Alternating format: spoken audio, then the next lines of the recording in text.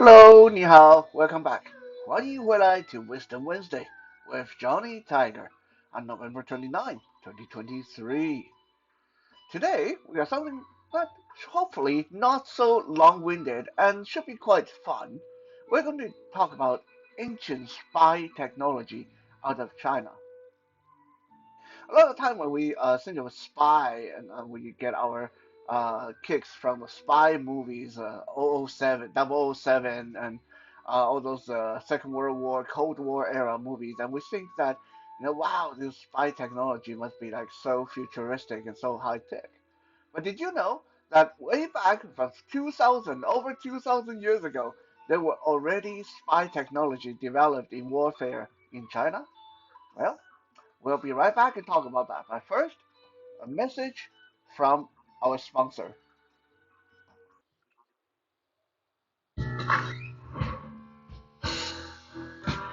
Welcome to my parlor. Welcome, traveler, to the Hidden Corner Finds. I am Joanne, and this is my humble store. Pull up a chair, stay a while, make yourself at home. What? Oh, you want to know what I'm selling? Everything and anything. In short, I have a passion for people. Ugh, why did it just bleep me? All I said was, I have a passion for picking, I said. Yeesh. You can't say anything on YouTube these days without this censorship. Anyways, as I was saying, I have a passion for picking. For me, there is nothing more satisfying than finding a unique and forgotten item and uniting it with someone who will really appreciate it for years to come. Whether it's a soapstone carving, an old book, or simply a mug to make you laugh, I try and find something for everyone. My goal is to make you a confident buyer. Older items often have a lifetime of stories to tell. I strive to describe the good as well as the bumps and bruises they've experienced along the way. It's important that the pictures reflect what you will receive. To that end, I always encourage questions and will do my best to respond as quick as possible. Appreciate you stopping by the store. If you can't find what you're looking for, please don't hesitate to contact me. I'm always looking for new ideas and will keep an eye out for your item in my travels. Honey, what the happened to my action figure collection? Whoops, gotta go. Bye.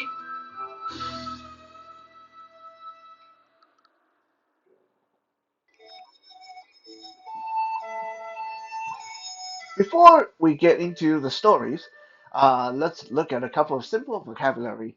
We'll obviously have to look at the word for spy. Um, spy as people that's spying on people. In Mandarin, spy is called 间谍. Some people will say 间谍, that's fine too. 间谍, it's all uh, interchangeable pretty much. And no one is really that strict about it. Now, the interesting thing is in English, spy can either be a verb, as in the action of spying on somebody, or the spy can be the spy themselves. So it can be a noun. In Mandarin, 间谍 is just the person, the person doing the spying. Right? The act of uh, spying, the act of uh, spying on somebody, in Mandarin, it's actually a completely different set of words, and it's called 侦查. It's called 侦查. So 间谍 is the spy, the people themselves, and 侦查 is the act of spying. Yeah, I know, not not all Mandarin vocabularies are simple. Sometimes they have different words depending on if it's a noun or a verb or adjective. Um, so this is one of those situations where English is actually kind of more simple because a lot of times the word for noun, the word for adjective or for verb, uh, it's the same. That is one big distinction between Mandarin and English. So again, The spy, the people that spy is called 间谍, and the act of spying is called 侦察. Um, Now, 侦察 is more like a military term. If someone is spying on you, like someone's like peeking in on you or listening to eavesdropping at home, that's not really called 侦察. In that case, it's called 窥探. 窥探 means sneaking around, gathering intel. 窥探. So there you go. We have three vocabularies, all basically say the same thing in English. 间谍 is a person who's spying. 侦察 is the act of spying in a military application, and 窥探 is the act of spying in a more personal, private situation.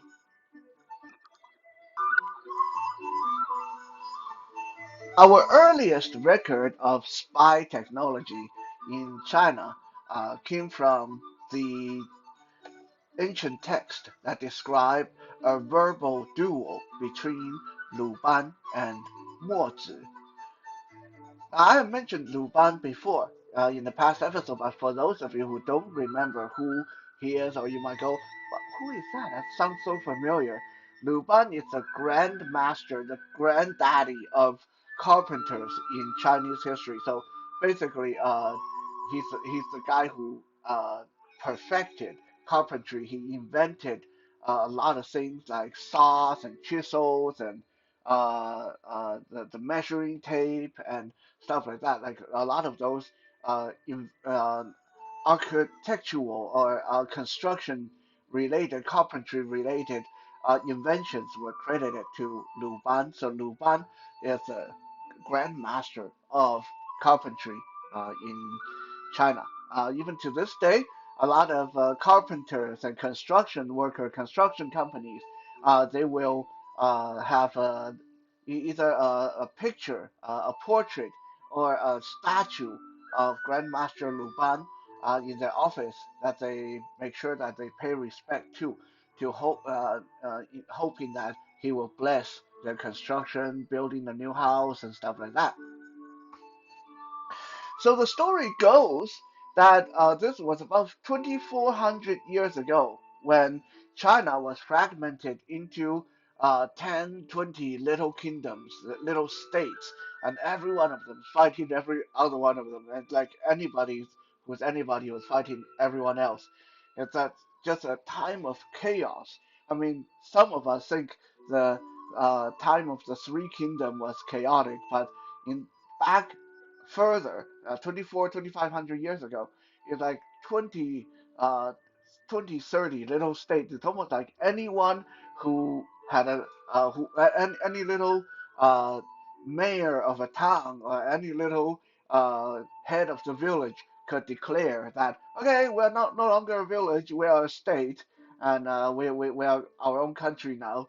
So that was when this took place. Um, the story goes that Lu Ban was hired by one of the kings because this king wanted to invade his neighboring kingdom, and he wanted to hire the best person to design his siege engines and his weapons and how to knock down their walls and how to dig through their ground and how to bring down their houses. And I mean, who would be the better person than the grand master of carpentry, right? Like the guy, like he breathed and slept and ate construction. Like this was the guy who knew everything and every which way to uh, burn down buildings, break down buildings, knock down buildings, take apart walls and stuff like that. So the Lord or the king of this kingdom who wanted to invade his neighboring country hired Lu Ban to come work for him and be his general. Uh, the neighboring kingdom, after hearing that Lu Ban was working for the invader, they were very, very scared, very nervous. Everybody was thinking, oh God, they got Lu Ban on their side. We are doomed. There's no way our walls going to be able to stand. So they went and hired themselves another person. This happened to be Lu Ban's best friend and classmate. Like they graduated from the same master. And this guy's name was Mo Zi. Mo Zi was also a very, very popular uh, tactician and scholar and pacifist from 2,400 years ago. And like I said, he came from the same master as Lu Ban. So Mo Zi, after being hired by the defenders, he went and visited Lu Ban in the palace of the invaders. And obviously, the invaders they heard of Mozi as well, and they were thinking, "Wow, we already got Lu Ban. If we can get Mozi on our side, then we will be invincible. We have to have the two brightest minds in our generation working for us." So they were very cordial. They were very friendly to Mozi, allowing him to come see his old uh, classmate Lu Ban. And Lu Ban basically said to Mo Zi, he said, "Hey, I heard you're working for the losing side." And Mo Zi said, "No, we cannot say that the losing side until the battle is fought. How do you know that you are not working for the losing side?" And Lu Ban said, "Because I know how to knock down your wall. I know how to open up your ground. I know how to take apart your houses." And Mo Zi said, "But I too know how to defend against your siege engines. I know how to defend against your weapons. I know how to make sure the walls stay strong. What are you going to do then?" And this exchange led to the famous verbal duel between Lu Ban and Mo Zi. That is uh, very, very popular in the historical text. Um, it went something like Lu Ban basically said, "Okay, you know what? I really like you, and you and I grew up together. We studied under the same master. I don't want to see you get hurt when we invade your kingdom, the kingdom you're working for. So why don't you just bugger off, go back to the mountain, or even better, come work for us. Then you and I can work together." And Mo Zi said, "I will not work for the losing side because you have not proven to me that you can beat me. Why would I work with you?" So Lu Ban said, "Okay, you know what? We are going to do this the civilized way.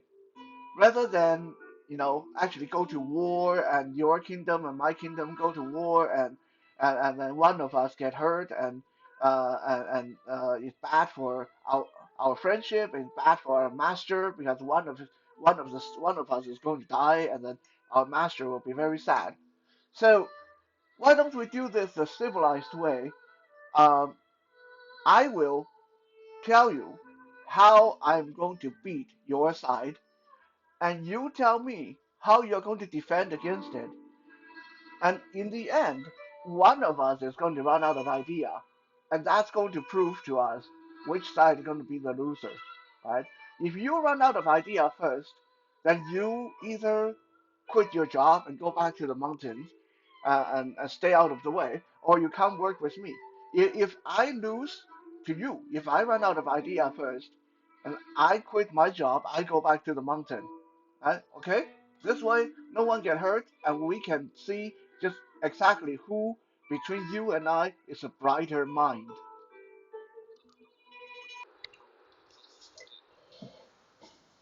So, for the next 3 days and 3 nights, Mo Zi and Lu Ban sat across the table from each other and basically got all these little toy figurines, almost like they were playing Dungeons and Dragons.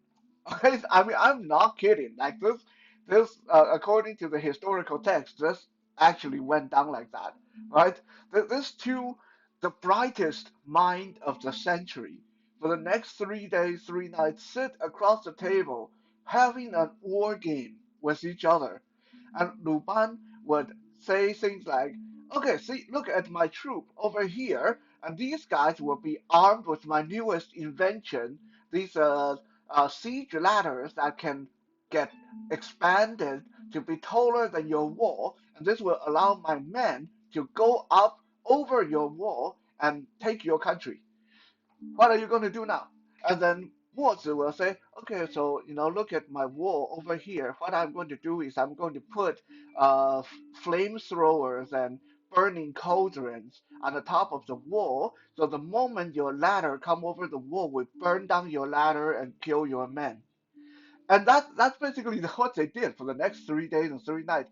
Now, I'm not going to spoil it for you. Who won the debate? Who won in the very end? Because I think that we can save that for another story.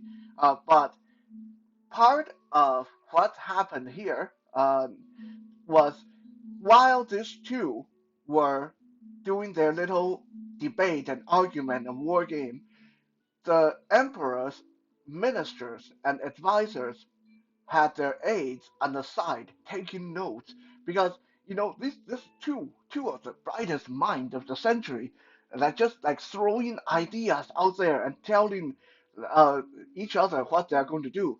So the advisors were on the side taking all these in, writing down notes, and a lot of the stuff that later on got developed in China as weapons and as defensive strategies and stuff like that came from this debate, came from this little war game session. The notes from the advisors and ministers later actually became reality. And one of the things that became reality from this session was called the spying drum. What is a spying drum? Okay, so Lu Ban said to Mo Zhi, he said, I am going to send my people to dig a long tunnel under your city, and we are going to come up inside your city and murder you all when you're sleeping. How are you going to defend against that? And Mo Zhi said, simple. I'm going to dig really deep wells inside the city, and I'm going to put spying drums over the well and have people listening for any activity underground. And the moment we hear activity underground, we're going to collapse the tunnel and bury your men alive.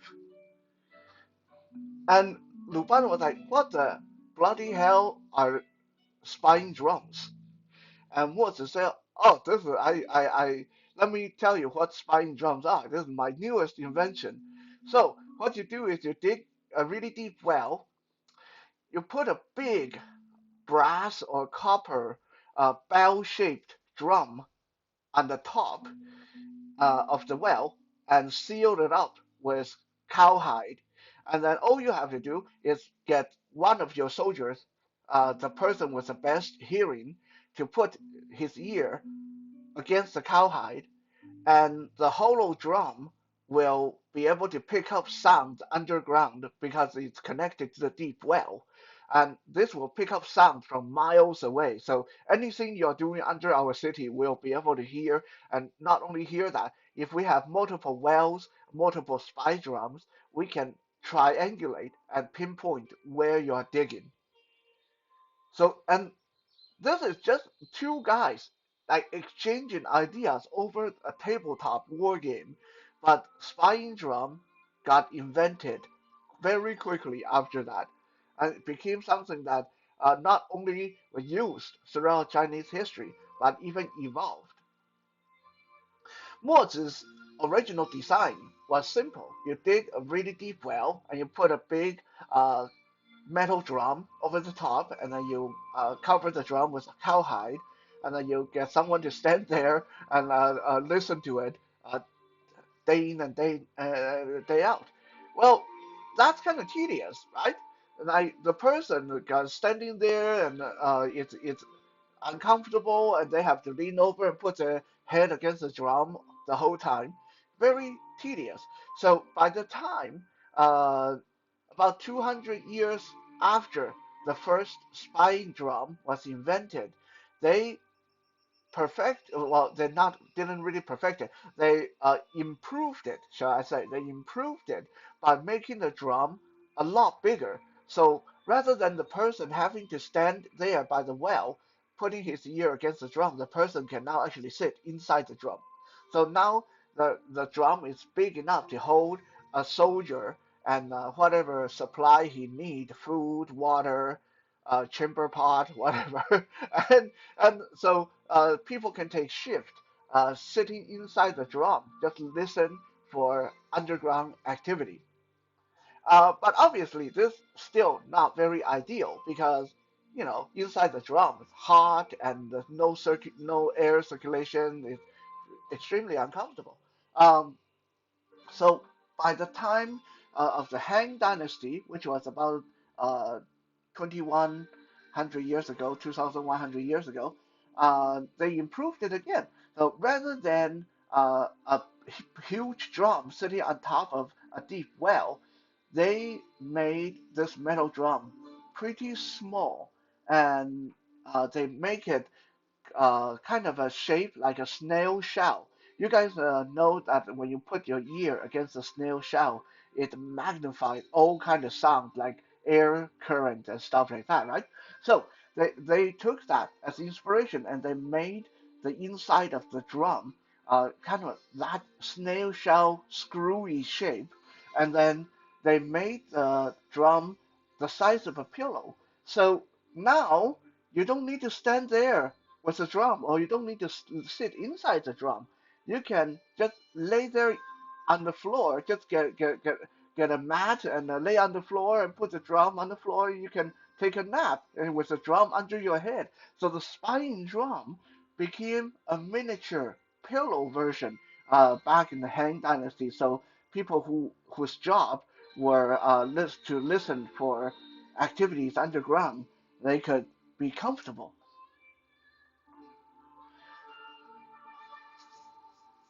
By the time of the Tang Dynasty, the spying drum again became even more evolved. Now the drum was shaped into the quiver for arrows. So it's still metal, it's still like a screw shape inside, but now they make it cylindrical, so you can put arrows in them. So in the daytime when you're fighting, you can use that. You can carry that on your back as a part of your archery tool. And then when you're ready to listen for activities, you take it off your back. You put a piece of cowhide over the opening, put it on the ground, and use it as a pillow. And then you can hear if there's anything going on underground. Another really cool little factoid, I'll give it to you guys, is most of the time people who were employed by the military to be the keeper of the spying drum, to be the people that listen to the spying drum, were blind people. That's really, really cool, right? Like even 2000 years ago, they learned that when people are blind, a lot of times their sense of hearing is extremely modified, magnified. So they put that to use in the military term, all the while gave blind people a way to serve their country.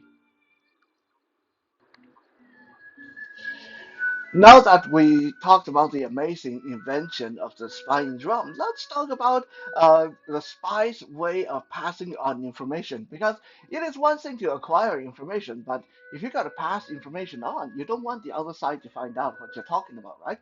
So the first thing that Chinese people started doing from quite a while ago was coded message. I mean, this one's very familiar to those of you that watch Indiana Jones or 007 and any kind of spy movies. People write a message like uh, uh, direction 1205666, and then unless you have the key to the code, you can't decipher that. You don't know what it is. Okay, so this was already used in China. One of the most famous example was during the Ming Dynasty with General Qi Jiguang. Now, again, this name should sound very familiar because I talked about Qi Jiguang in multiple episodes before. Qi Jiguang's a Ming Dynasty general that went to southern China and basically whooped ass and kicked the Japanese pirate off China and took back the land that were occupied by the Japanese pirates. So he's a very famous warrior, very famous. I remember we talking about Qi Ji Guang when we talk about Chinese people were pussy whipped because Qi Ji Guang was famous for being scared of his wife. um, so Qi Ji Guang invented a system of code deciphering and coded messages. He called the three poem system. Everyone that worked for Qi Ji Guang, everyone that he had to communicate with, have to memorize three poems. Uh, and the first poem would decipher the first letter of the word. Second poem will decipher the second letter or second syllable of the word. And the third poem dictates the tone, as most of us know. In Mandarin, tone is very important. If you get the tone wrong, then the whole message is wrong. So you might think, okay, how exactly does that work? Okay, so for example, if you get a message that say 152, that's all. It's three numbers, 152. Okay. Then to most people it doesn't make sense. Like 152, what is that? 152. So uh, if you understand the three poem system that General Qi Ji Guang had all his men memorize, then you would know that instantly as okay 152. That means one is the first syllable of the first word of the first poem, which let's see is J. So J J J J. Okay, five. So that's the fifth word of the second poem and the second syllable, and so that's IU. You so okay, so you have J and IU, and then two. Okay, so two. That's the second word of the third poem. What tone is that? Tone number four. G. So you have JIU. Tone number four. Joe. Joe. Okay, help. Help. I mean help. Okay. Understood. We'll send help. So that is like obviously the three poem system wasn't exactly like that. Like I don't have it memorized, so I'm just giving you guys a example of what it would be like. But basically that's it. Like you would take the uh, number to reflect the first poem, second poem, third poem, and decipher the message that way. And it was a really clever system because while some Japanese pirates knew how to speak Mandarin, none of them were scholarly enough to memorize these three poems that General Qi Ji Guang used for the code. So this was one of the earliest, very popular, very famous example of a general in China way back when during the Ming Dynasty, using a very advanced kind of coded system for their messages. By the way, what's really interesting is General Qi Ji Guang did not pick three poems randomly. Like these three poems used for the three poem decoding system, uh, they were picked because all three of them together basically used most of the sound and tones and vowels and words combination in Chinese language. They were not picked because they were beautiful poems or good poems or his favorite poems. No, like he actually went through a lot of poetry to figure out which one would make the most words combination. So when you looked at these three poems individually, they look like crap. Like these were crap poems, not even something that they would teach in school. These were like poems that when you recite them, they didn't even rhyme properly. They didn't even read properly. It's hard to say what they were trying to say. Like just like really crappy poetry. But all three together did encapsulate a lot of Chinese word. So that was a very clever way of picking a decoding system.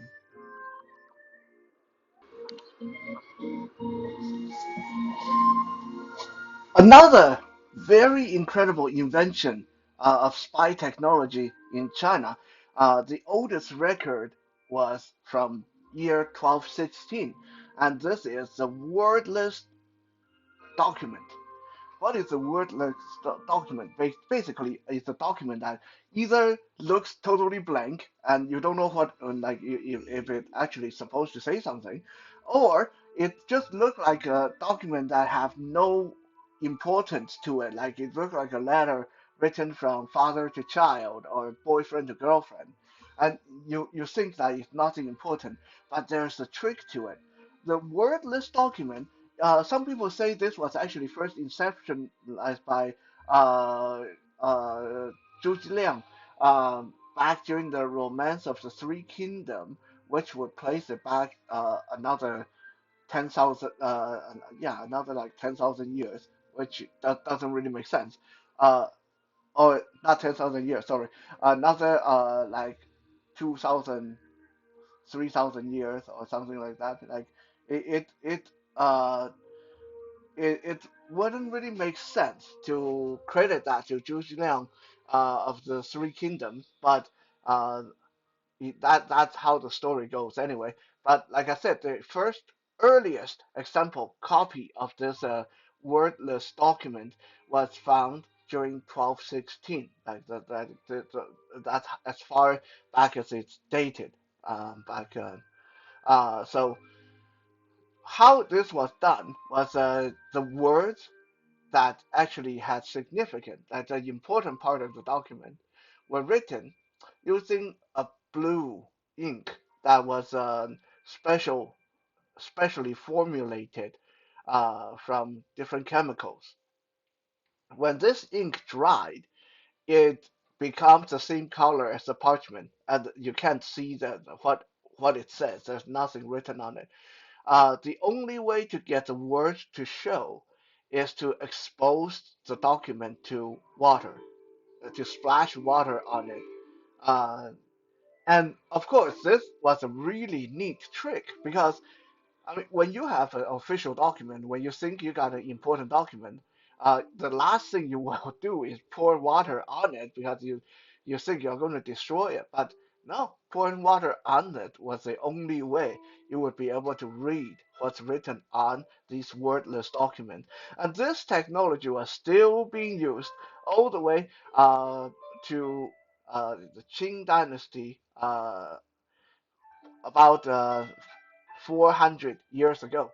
Um, this was there was a record of one of the prince trying to stage a rebellion against the emperor, and he sent a wordless document to a high-ranking general, asking the general to help him out. Unfortunately, the other princes knew that this guy was up to no good, so they intersected the document halfway. And when they got the document, they saw that it didn't contain anything. It was blank sheet. So just to be careful, just to be on the error on the side of caution, they brought the blank document to the emperor, and luckily the emperor had some really smart advisors, obviously, and the advisors, oh, this must be a wordless document, old spy technology. Let's throw some water on it and see what it says. Ooh, it says, General, can you help me murder my father? Oops. Yeah, bye bye, Prince. Bye bye, General. So, yeah, wordless document, very old spy technology invented by Chinese people. I hope that this episode has been somewhat entertaining for you guys. It was definitely entertaining for me to read up on and research and verify so much of these really cool old inventions existed in Chinese culture. It's definitely something that people like myself, even though I do not agree with China politically, I am very proud of being of Chinese blood. Thank you for being here with me today, and I'll be back tomorrow. For now, 谢谢 and 再见。